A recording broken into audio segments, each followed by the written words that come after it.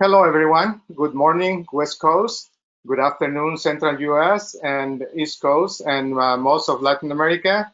And good evening, Europe. Today, we are here to help with the information that you will find very useful. My name is Alex Ramirez, and I am proud to be among a great team of accomplished professionals from different sectors of the artificial intelligence and DC automation industry. Today, we are all joining forces to bring to you a webinar full of valuable information. This pandemic has in many ways affected the retail industry and in reality, everybody across the board. But in other ways, it has opened doors to new ideas and is accelerating the adoption of technologies such as AI and automation in ways that we never expected or could have predicted.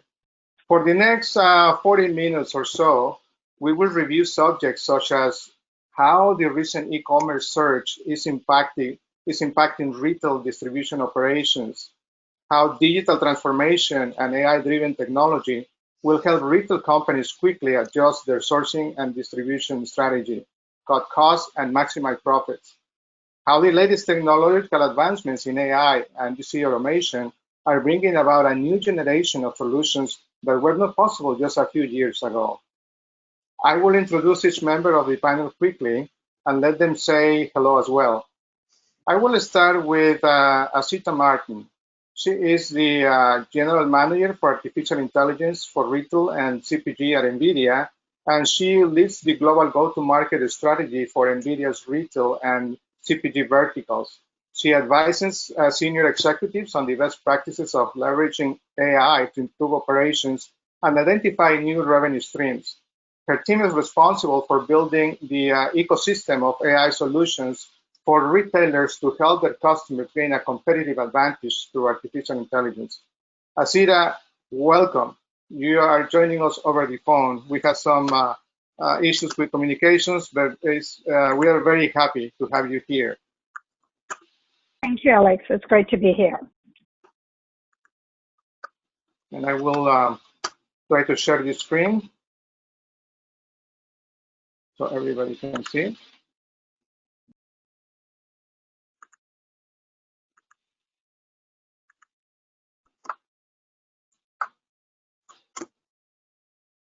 Very good. Next, I have Krish Nathan. He is SDI Systems CEO. SDI is a leading intralogistics system integrator with a strong presence in the US and Latin America. SDI provides solutions that range from mobile robotics to unit sorters, including consultancy and all the software to operate any distribution center.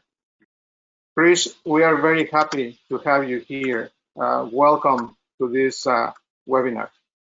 Thank you. Thank you for inviting me. Look forward to spending some time with you this morning. Very well. And finally, we have Divyabh Mishra. He is the CEO of CrowdANALYTIX, a worldwide leading company in the field of AI. He is the man who has successfully put together crowdsourcing and artificial intelligence. Many have tried before and failed, but he did it. Now, with a team of about 25,000 data scientists behind him, he's ready to go after any AI project. He has successfully developed AI solutions for multinational companies in the Americas, Europe, and Asia across many industries, including retail, of course, and for more than 7 years already. Divya, thank you for being here with us today and welcome. Thank you so much, Alex. Very excited to be part of this discussion. Very well. Before I engage the panel, I want to let the audience know you can ask questions through the webinar app.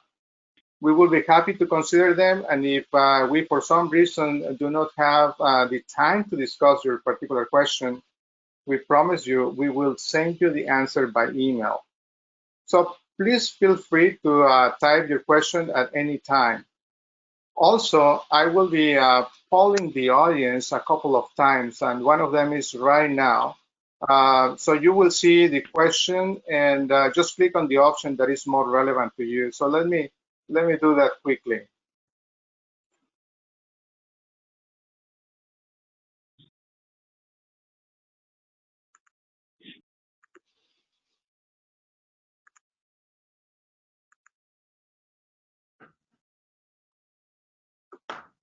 And I will give you a few seconds so you can click on the options there.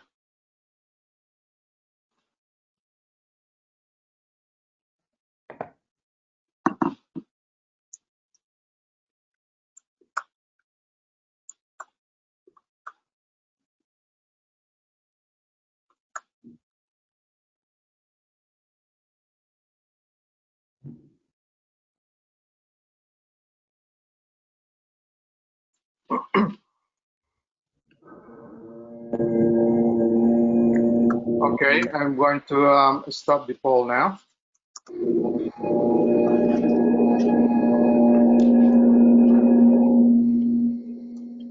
And I will start with Divyabh.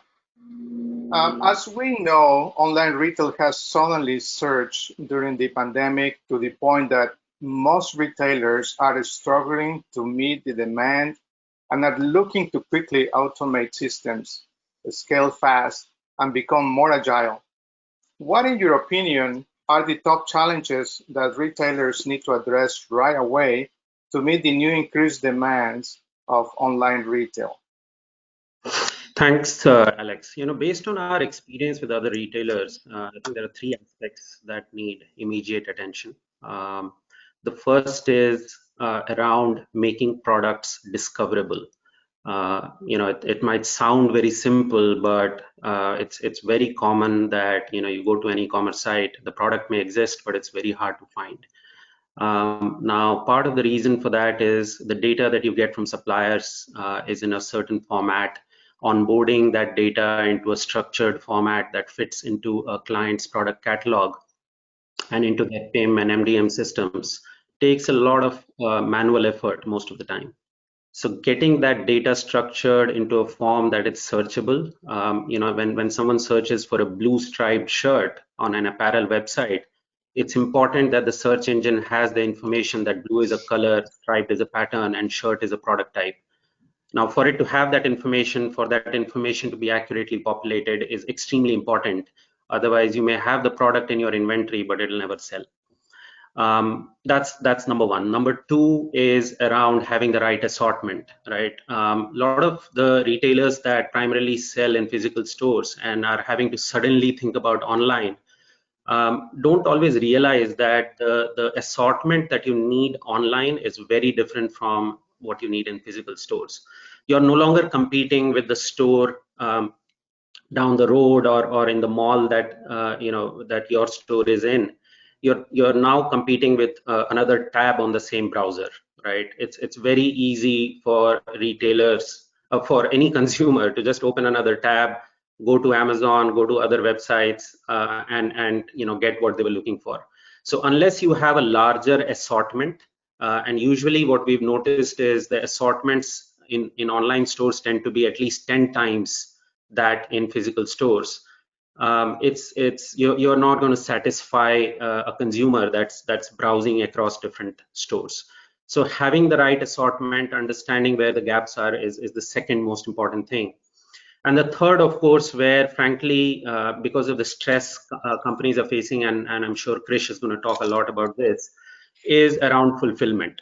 Now, usually all of the attention goes to this third one because you're getting sudden surge in demand. You don't know how to fulfill that demand. You're trying to figure out how do you change or optimize your distribution centers, how do you automate a lot of that stuff. But keep in mind that you may fix that immediate issue by doing what Krish is going to suggest to you. But the first two pieces are extremely important. Otherwise, you won't be able to compete long term. So I think these three aspects, if anyone who's trying to move into online retail or trying to expand their online retail presence, if these three aspects are considered, it'll go a long way. Very good. Any one of the panelists want to add something to this? Azita, did I hear something? Sure. I think what I want to emphasize and build on what Divyabh is saying is we all know that the consumer's buying behavior has dramatically changed. And before we used to go to a grocery store and buy food there, a lot of us now are obviously ordering online. So exactly what Divyabh mentioned is really important in the sense that product discovery on the website is incredibly important, and at the same time, the right recommendation system that understands the history and buying behavior of that particular customer and be able to recommend the right product. Yes, that is correct. Thank you for sharing that. I will go with Krish.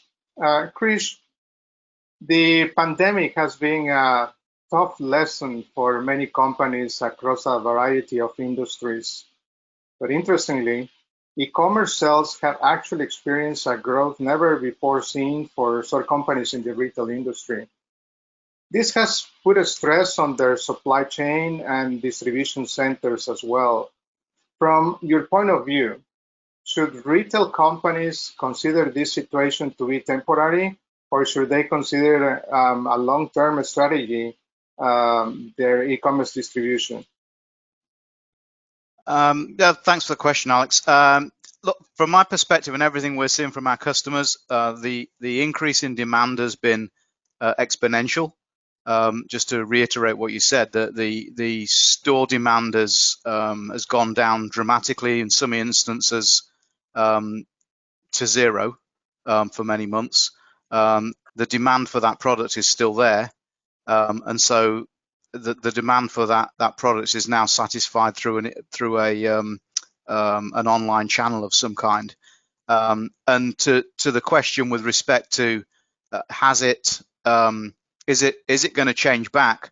I don't think it will ever go back. I think the traditional retail sales now, e-commerce, a proportion of retail sales at the end of last year, I think was about 12 to 13%. I saw a number early this year where it's gone up to about 26%. I personally don't see that ever turning that back. It's only going to grow from there, and so people are trying to plan for that complete disruption. It took I don't know, maybe 5 or 10 years to get to 13%, and it's just taken us about 3 months to go to 26. And that's the challenge that all people are facing from a supply chain perspective. And you know, to key into what Divya said from an assortment perspective, because I totally echo everything he said with respect to the assortment. I like that number 10 times bigger. That's 10 times from my perspective inside of the four walls. We deal with the inside of a distribution center. That's 10 times more product to go and figure out where to get it from. Yes, it's been amazing what some of the retailers are experiencing. Very good. Any of the panelists want to add to this? Otherwise, I will go with Azita. Azita, your team at Nvidia is working with some of the most innovative retailers on their AI initiatives. You mentioned that Nvidia has been working with the largest supermarket and largest mass merchant who have seen some of the biggest increases in sales. What are some of the challenges these retailers are facing, and how is AI helping? Sure. So as I said, the customer buying behavior has changed dramatically, and supply chain has really become the lifeline of retail. In fact, I'm borrowing that phrase from Doug McMillon, CEO of Walmart, and I know we have a few Walmart people here. He wrote it in his blog just recently about the impact of COVID. And if you don't mind jumping to the last slide, what we're seeing is the last slide. There are 5 use cases that are really delivering a lot of business value to our customers, many of which, as you said, are mass merchants and supermarket whose business is up, but also the demand of the customers and their buying behavior has changed. So first and foremost, we're seeing e-commerce and omni-channel, where more and more customers are ordering online, but some want to pick it up on the curbside, some want it delivered the same day. And so it's really important on e-commerce to be able to find the right product and also have the right recommendation system to recommend additional products that is absolutely personalized and relevant to that buyer and not necessarily what other people bought. So I think that's a really important component. The second really important component is supply chain, as I said. And supply chain has two components. One is accurate forecasting. And again, the ability to be able to forecast much more frequently and be able to train the algorithms of forecasting more frequently and faster, and it delivers accuracy in the forecasting. And that allows retailers to get the right products to the right place at the right time. And the second is warehouse logistics and automation of distribution centers. And there are multiple technologies within that, like multi-shuttle warehouses where, you know, autonomous AGVs go and store and retrieve items, and smart conveyor belts for faster sorting, and automated forklifts. So those are the key areas of supply chain optimization. And of course, another big thing is health and safety of employees. So, you know, the big mass merchants, the Targets and the Walmarts and so forth, they're still seeing a lot of traffic actually in their stores. And the key thing is to keep those customers and those employees safe. And there's a lot of computer vision solutions that delivers that and can be implemented very quickly to make sure that employees and customers are wearing PPE and so forth. And then finally is intelligent stores, which is, again, retailers are trying to encourage contactless checkout. So that's self-checkout. But at the same time, they got to make sure that they're reducing shrinkage, which is a very, very big problem in the industry, to the tune of $100 billion in revenue loss as a result of shrinkage. And there's some terrific technologies out there that can quickly be implemented that is relevant for asset protection. So those are the 5 buckets that we see that the most innovative retailers are adopting and deploying. Excellent. Thank you for sharing that. Divya, do you want to add something here? Yeah, so one other aspect I think that the panel here may have missed and seems like a pretty large bottleneck.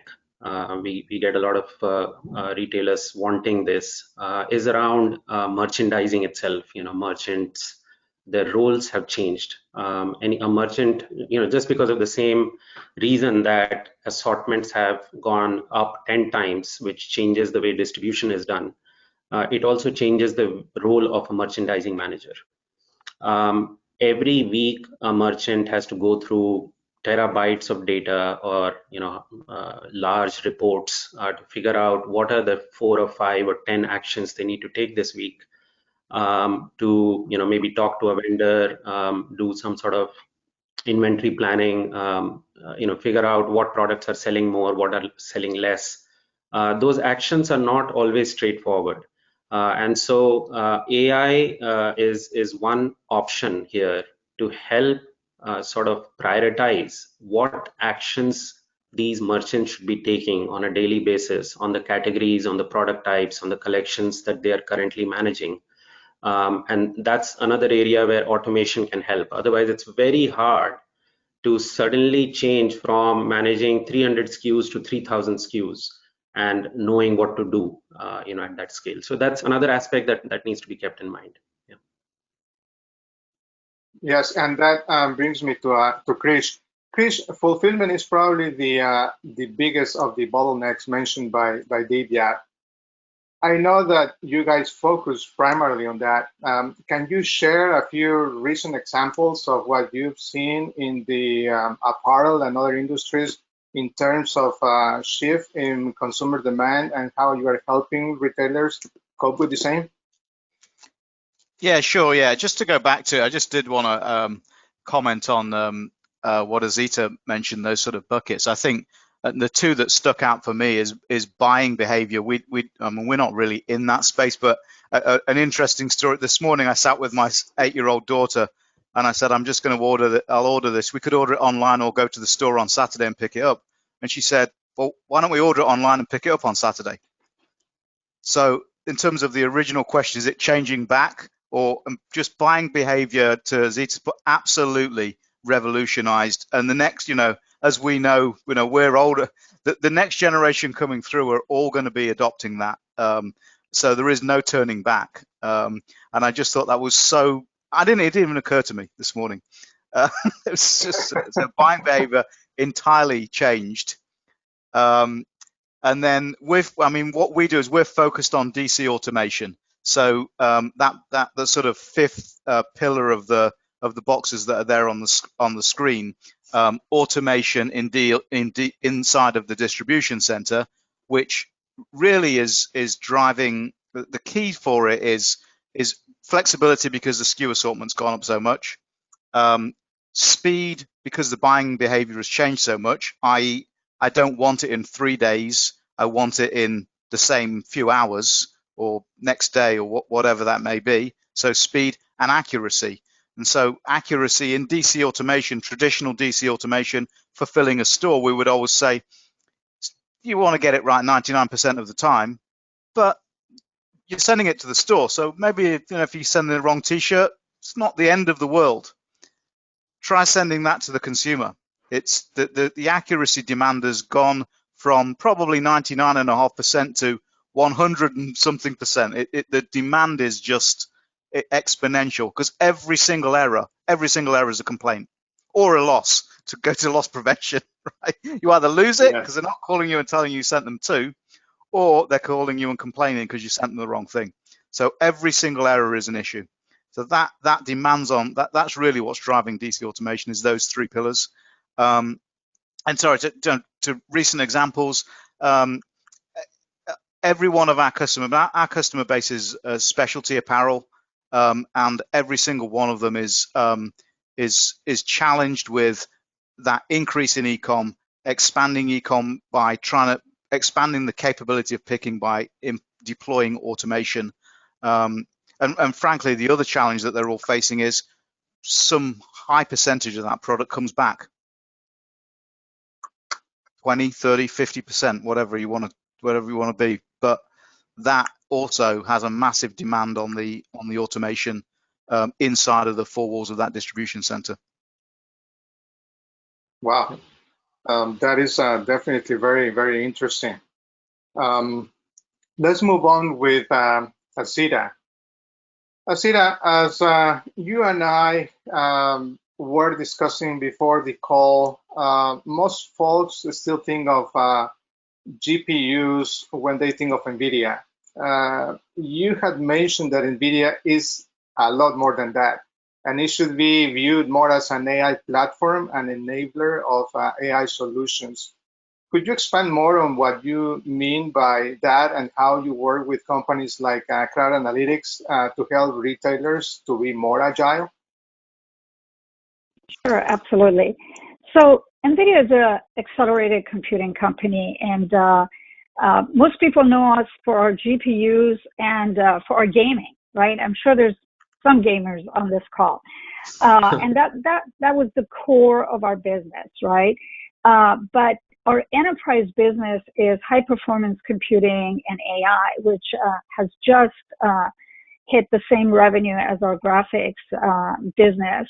And really AI is the area that our team really focuses on with the retailers and CPG companies. And there's really three components to that. It's training of the algorithms. So our software libraries and GPUs combined really optimize the training and the inference of the algorithm. So 70% of our engineers are actually software engineers, and we have software libraries that optimize, computer vision and video analytics type applications. We have software libraries for data science optimization, software libraries for robotics. And so those software libraries help developers improve the compute and inference performance of their applications, of their algorithms. And as a result, they produce much more accurate algorithms that provide better recommendations. And so so we work with sometimes the data scientists of our customers. So there are customers that have a lot of data scientists, and we work with them to help them leverage a lot of our software libraries. And we also work with companies such as CrowdANALYTIX and a large number of other startups to help them optimize their algorithms. And that what ultimately does is provides them with the best algorithms, with the best accuracy of their algorithms, and at the same time saves the customer a lot of money from an infrastructure perspective, because for a typical algorithm, for example, in forecasting, the one GPU has 20 times greater training performance than 20 CPUs. So it ultimately provides, 20 times 20 better value for the investment. Thank you, Azita. And I have shared the second poll. I'm giving some time to the audience to participate.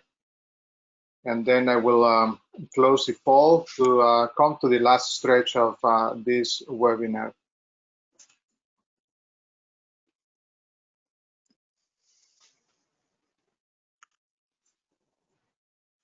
Very good. So now I will invite the panelists to express their final comments as they also answer this question. And the question will be the same for every one of them. And I will start with Krish. Krish, if you could recommend one thing for retail companies to do right away that will help them with the new reality and perhaps even give them an advantage over their competitors, what would that be and how could they do it? Well, I'm in the automation business, so obviously, obviously it's going to be related to automation. But I think, look, the one thing is they've got to figure out how they're going to, how can they accommodate for the constant increase in demand of the online channel that they're going to be experiencing, assuming they're in that space. So the challenge for all of the retail people that we deal with, and again, we're in the specialty apparel business generally, specialty retail. But the challenge is a exponential increase in e-com, or even and defining e-com is even another piece of that puzzle, right? Because as I said earlier on, buying pattern, if I buy online, pick up in store, that sometimes doesn't even necessarily qualify for that company as a e-com sale. It might be a retail, it might be a brick and mortar sale it qualifies as. But the reality is that demand on the warehouse that's feeding the store, the demand looks like a e-com demand, because you buy online 1 and you go to the store and pick it up. 1.5 is the average. So that changes the dynamic for that DC. So the one thing is really figuring out what can they do inside the 4 walls of their distribution center to make themselves as efficient as possible, in order that they satisfy the customer need for whatever their service commitments are. Because if I order it and I say I'm going to get it to you in 3 days, if you give it to me in 6 days, perhaps you've lost the customer for the next time. So fulfilling the customer expectation, whatever that may be, and investing in infrastructure inside of your warehousing and distribution environment to make sure that you can fulfill that customer expectation. Thank you for saying that. Yes, the customer is the most important and the one that we need to keep happy. Same question for Azita. Sure. Yeah, I would say I 100% agree with Krish. I would recommend that that retailers look at the 4 or 5 AI use cases that drive that customer satisfaction and drive that efficiency, because agility is the most important thing for retailers right now. Things are going to continue to change. We just moved 10 years in 3 months, right? We are all of a sudden jumped from 2020 to 2030 in 3 months. And God knows if we're going to have one more of those changes. And so agility is the most important. And often I hear some shy retailers saying, well, let's start with one AI initiative. But if you have a vision, if you have an executive at the company that really understands the importance of keeping the customers happy and having the agility to respond quickly to the changes in the environment and customer buying behavior, then you would put a vision for 4 or 5 AI use cases that will deliver that. And then with that, you can start multiple parallel projects. And here's where I would say, 80% of the retailers that we work with actually don't build these solutions themselves. They implement solutions from the likes of CrowdANALYTIX and SDI. And there's also, many outstanding startups out there that have incredible AI disruptive solutions that can be implemented literally in 3 months. So I encourage everyone to think about agility, look at some of the top use cases that bring that agility and automation to retailers, and get started. And certainly all 3 of us here on this panel have a great deal of expertise, and would be happy to go deeper into that with anyone on this webinar. So thank you, Azita. That was great. I am showing the last poll question, and I am just waiting for the audience to participate for a few seconds, and then I will close the poll, and we'll go with Divyabh, the same question.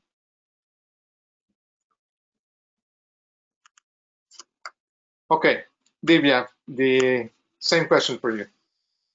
Sure, Alex. I definitely agree with everything Krish and Azita said. So, I think I'm going to focus more on a technical roadblock that we keep facing. A lot of retailers that we come across are definitely interested in applying AI, but what we notice all the time is they're just not ready for it. And what we mean by that is the data is, any AI system lives and breathes based on the quality of data that it's fed and it's trained on. And if that data is not of any good quality, no AI solution can be trustworthy, right? So what I would suggest as the first thing anyone trying to do any of this does is get their foundations right, the data structuring, the data warehousing, having all of the pieces in place so that any data that they have currently in, let's say, in unstructured format in the form of PDFs, images, any information that they're getting from suppliers in the form of technical specifications, all of that needs to be structured. And there are several tools in AI that can allow you to auto-classify these products. They can allow you to auto-label them, auto-tag them, and have very quickly come up with a system and a bunch of foundational algorithms to continuously structure and keep this data updated. Unless you have all of this, you can't start doing things like demand forecasting based on your attributes, figuring out which types of products are doing well. For example, if your product data is well structured, you could easily say something like, turquoise blue distressed furnitures are suddenly doing well in California. I need to order more of those, right? So to be able to make decisions like that, to be able to be agile, as Azita mentioned, you need to have better information, and that information cannot be had unless you have better structured data. So start there. It may take a little time, but that basic foundation is necessary for you to be able to do anything. That all the 5 pillars and everything that Krish or Azita have mentioned, none of that is possible unless you get this sorted. Yeah. Thank you, Divyabh. And we can see why digital transformation is so important Companies need to move that direction. You can see the great success Amazon has been, and is because of that. They transformed way back, and they have never stopped. Excellent. Thank you very much, Azita, Krish, Divya. We really appreciate your participation.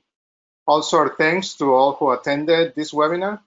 We hope this information was very valuable to you. If you have any questions, feel free to contact me. My email address is alex@crowdanalytics.com.